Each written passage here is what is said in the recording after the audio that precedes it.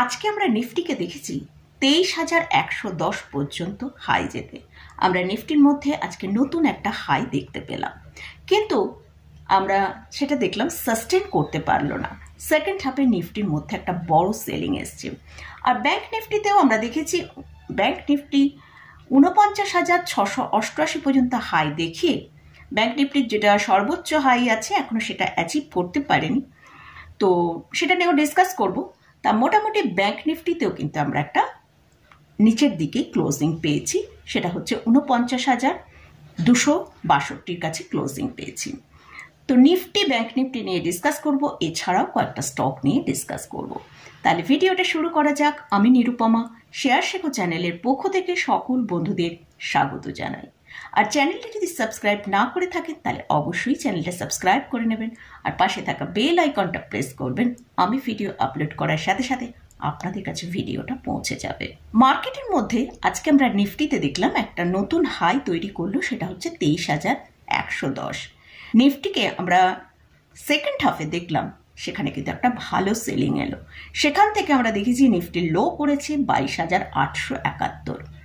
তো এই কেন নিফটির ভেতরে এতটা আমরা সেলিং আজকে দেখতে পেলাম? মার্কেট এখন কিন্তু খুবই ভোলাটিলিটি হচ্ছে, কারণ মার্কেটে সব একদম ইলেকশনের রেজাল্ট একদম সামনেই এসে যাচ্ছে। 4 জুন ইলেকশনের রেজাল্ট আসবে, সেখানে কিন্তু মার্কেট একটু হলেও নার্ভাস হচ্ছে এবং মার্কেটের মধ্যে ভোলাটিলিটিও খুব বেশি তৈরি হচ্ছে। আর জাস্ট একটা ফেজ মাত্র বাকি আছে, যেটা 1 জুনের ভোটটা, সেটা বাকি আছে। আমরা 3 জুনে এক্সিট পোলের রেজাল্ট পাবো, আর 4 জুনে আমরা ইলেকশনের যে রেজাল্টটা আসবে সেটা আমরা পেয়ে যাব। তো সেই জন্য যারা লোয়ার লেভেল থেকে ইনভেস্ট করে রেখেছে তারা হায়ার লেভেলে গিয়ে কিন্তু প্রফিট বুক করছে। জাস্ট এটা কিন্তু প্রফিট বুকের জন্যই কিন্তু আজকে সেলিংটা দেখলাম। আমরা একবার আমাদের ইন্ডিয়ান ভিক্সকে একবার যদি দেখি, সেটা প্রায় 23 পয়েন্টের ওপরে ট্রেড করছে। হয়তো এটা এখান থেকে আরেকটু বাড়তেও পারে। তো সেই মার্কেটের মধ্যে যখন এই ভিক্সের হাই দেখাবে, সেখানে কিন্তু মার্কেট নিচের দিকে আসবেই। তো এই ভোলাটিলিটির জন্যই কিন্তু মার্কেটে সেলিংটা হচ্ছে। তাহলে আমাদের কি করতে হবে? আমাদের কিন্তু এই লেভেলগুলোকে ভালো করে ফোকাসে রাখতে হবে। নিফটির জন্য যেটা স্ট্রং সাপোর্টের কাজ করছে সেটা হচ্ছে 22,800। আমরা আজকে নিফটিতে ক্লোজিং পেয়েছি 22,933 কাছে। তো ঠিক আছে, নিফটিকে আমরা যদি আগামীকাল একটু নিচের দিকে 22,875 থেকে 900 কাছে পাওয়া যায়, তাহলে কিন্তু সেটা একটা বাই করার জন্য খুব ভালো জায়গা।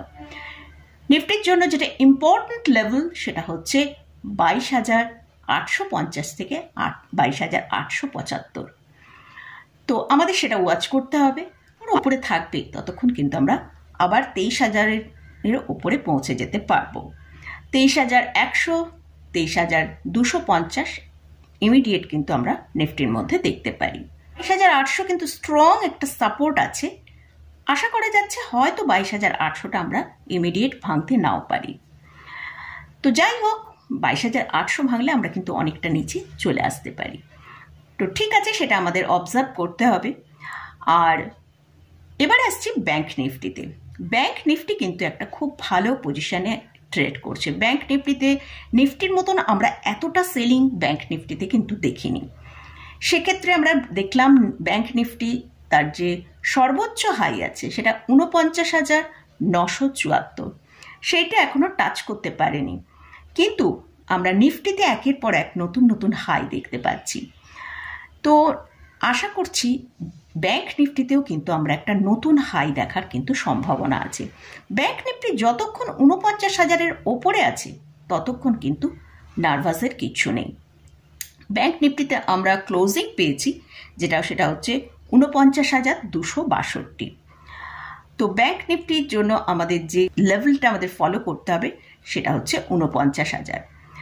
ব্যাংক নিফটিতে আমার মনে হয় আগামী 2-1 দিনের মধ্যেই ব্যাংক নিফটি, আজকে নিফটি এতটা সেলিং এলেও ব্যাংক নিফটিতে কিন্তু আমরা এতটা সেলিং দেখিনি। হ্যাঁ, নিফটির জন্য কিছুটা ব্যাংক নিফটি নিচে এসেছে।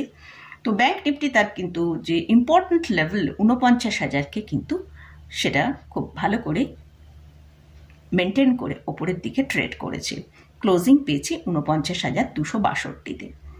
তো ব্যাংক নিফটি ওপরের দিকে যদি 49,600 ওপরে ট্রেড করতে থাকে তাহলে কিন্তু আমরা ব্যাংক নিফটিতে খুব তাড়াতাড়ি 50,000কে অ্যাচিভ করে নিতে পারবো।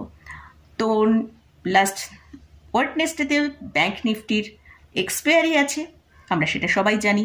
তো আমরা একটু ওয়াচে রাখবো যে ব্যাংক নিফটি কী ধরনের ট্রেড করছে। এবারে কয়েকটা স্টক নিয়ে ডিসকাস করব। প্রথমে আমরা আগামী কয়েকদিনের মধ্যে ব্যাংক নিফটিকে যদি 50,000-এ পৌঁছতে হয় তাহলে অবশ্যই সেখানে এইচডিএফসি ব্যাংকের একটা বড় কন্ট্রিবিউশন থাকবে। তো আমরা এইচডিএফসি ব্যাংকে অলরেডি প্রায় এক সপ্তাহের মধ্যে 100 টাকার র্যালি অলরেডি দেখে নিয়েছি। আজকে এইচডিএফসি ব্যাংক প্রায় 1545 টাকার কাছাকাছি পৌঁছেছিল, সেখান থেকে আমরা কিন্তু সেলিং একটা এসেছে দেখেছি।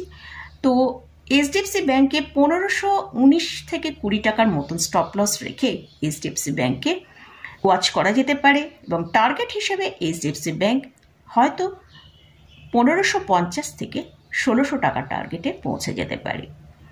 নেক্সট হচ্ছে এক্সিস ব্যাংক, প্রাইভেট ব্যাংকের মধ্যেই পড়ছে। তো সেক্ষেত্রে আমরা এক্সিস ব্যাংকের যে এখন কারেন্ট প্রাইস চলছে 1186 টাকা। এক্সিস ব্যাংক কিন্তু তার যে সর্বোচ্চ হাই ছিল তার ওপরেই কিন্তু আজকে ট্রেড করছে। তো এক্সিস ব্যাংকে 1175 টাকা স্টপ লস রেখে টার্গেট হিসেবে 1220 টাকা রাখা যেতে পারে। এই এক্সিস ব্যাংকের কিন্তু এই 1180 টাকা কিন্তু খুব একটা ইম্পর্ট্যান্ট লেভেল।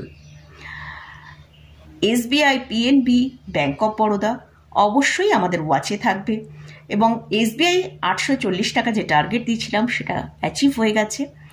আর আগামী দিনে হয়তো এসবিআইকে আমরা, যদি আপনার হোল্ডিংয়ে থাকে, হোল্ড করতে পারেন। 860 থেকে 880 টাকায় আমরা এসবিআইকে দেখতে পেতে পারি। আর ব্যাংক অফ বরোদা 270 টাকার কাছে ট্রেড করছে। এই স্টকটাও কিন্তু একটা ভালো র্যালি দেখাবার সম্ভাবনা রয়েছে, যেটা নাকি মোটামুটি 290 থেকে 300 টাকার কাছাকাছি। আর পিএনবিতে 129 টাকার কাছে এখন স্টকটা ট্রেড করছে।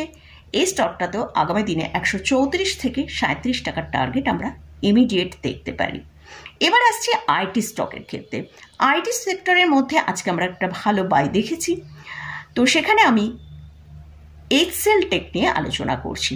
এইচসিএল টেকে আমরা কিন্তু বেশ কয়েকদিন ধরে কিন্তু খুব ভালো সেলিং দেখেছিলাম যখন আইটি সেক্টরের Q4 রেজাল্ট এসেছিল। তো সেই জন্য এইচসিএল টেকের এখন কারেন্ট প্রাইস চলছে 1351 টাকা। তো সেখানে আমরা দেখতে পাচ্ছি স্টকের মধ্যে কিন্তু আস্তে আস্তে বাই আসছে।